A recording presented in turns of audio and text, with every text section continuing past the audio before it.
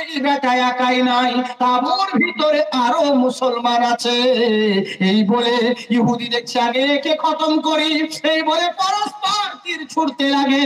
কোন তীর পিঠে লাগে, কোন তীর গর্দানে লাগে, কোন তীর মাথায় লাগে, কোন তীর পিঠে লাগে, চালুনের মতন ঝাঁঝরা হয়ে গেল। কিন্তু আমার সাহাবী নামাজ ছাড়ছেন না। তীর চলছে, নামাজ ছাড়ছেন না। আহারে আল্লাহু আকবার, তীর চলতে আছে, ওদিকে নামাজ ছাড়ছেন না।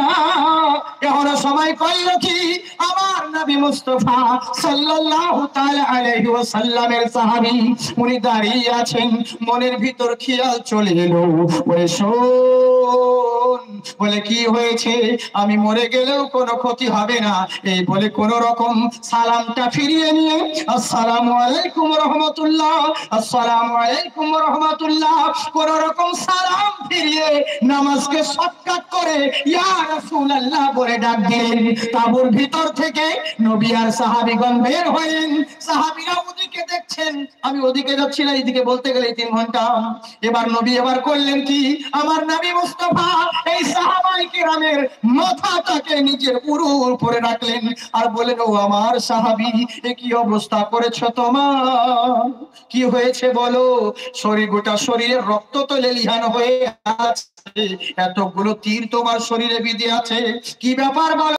তোমাকে তো রেখেছিলাম পাহারা দিতে, এখন তোমার এই অবস্থা কেন হলো? তখন আমার সাহাবী বলছে, হুজুর, নবীর চোখ আর সাহাবীর চোখ, সাহাবীর চোখ দিয়ে গড় গড় করে পানি ঝরে, পানি তো আর ঝরছে না, পানির সঙ্গে রক্ত বইতে আছে। নবীর দিকে তাকিয়ে আছেন, চোখ দিয়ে পানি রক্ত মিশে যাচ্ছে। আহারে, সাহাবী বলছে, ইয়া রাসূলুল্লাহ, নবী গো, ফিদাকা বিয়া উম্মি, আপনার পদতলে আমার পিতামাতা কুরবান হয়ে যাক হুজুর।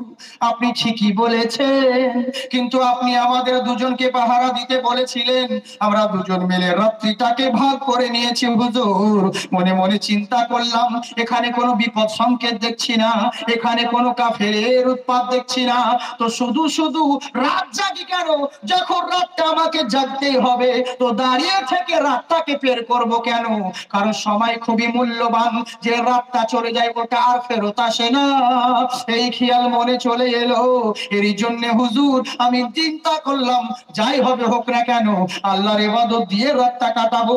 এই বলে আমি নামাজে দাঁড়িয়েছিলাম, আর এই সুযোগে কাফের আমাকে তীর মেরে দিয়েছে। আল্লাহু আকবার, এই সুযোগে হুজুর আমাকে কাফের তীর মেরে দিয়েছে। বুঝতে পারলেন?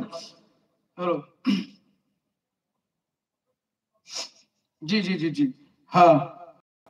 তো এবার করলো কি শুনুন, যখন বলছে এই সাহাবী তো ওই অবস্থাতে যে তীর মেরে দিয়েছে, যেমন তীর মেরে দিয়েছে কাফের বেঈমান। আহারে আল্লাহু আকবার, আল্লাহু আকবার, যেমন তীর ছুড়েছে, এই আমাকে কাফি নামাজ পড়তেছিলাম, এই সুযোগে আমাকে কাফের বেঈমান তীর ছুড়ে দিয়েছে। তা কি করব হুজুর, এরই লেগেই তো আমার এই অবস্থা হয়েছে। আচ্ছা বলুন, ভাতটা পূর্ণ করবো না ছেড়ে দেবো? না, পূর্ণ করেন করেন।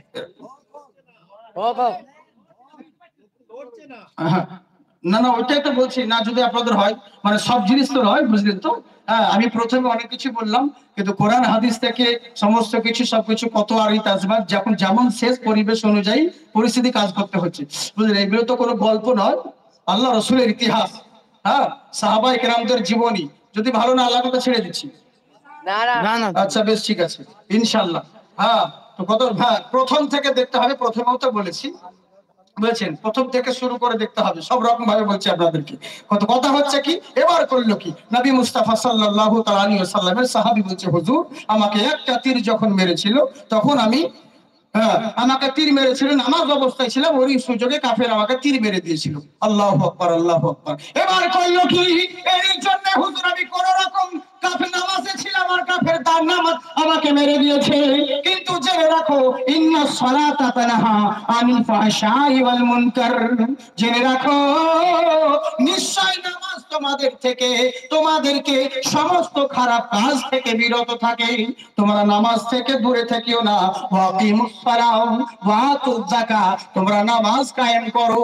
আল্লাহ একবার নয়, হাজারো জায়গায় বহুবার নামাজের কথা কোরআন শরীফে ওয়াকিমুস সালাতে, নামাজ কায়েম করো 32 জায়গায় রয়েছে। আল্লাহ পাক বারংবার বলেছেন, শোনো, নামাজ আদায় করো। আমরা মুসলমান নামাজ থেকে দূরে থাকি, কিন্তু জেনে রাখো আমার আল্লাহ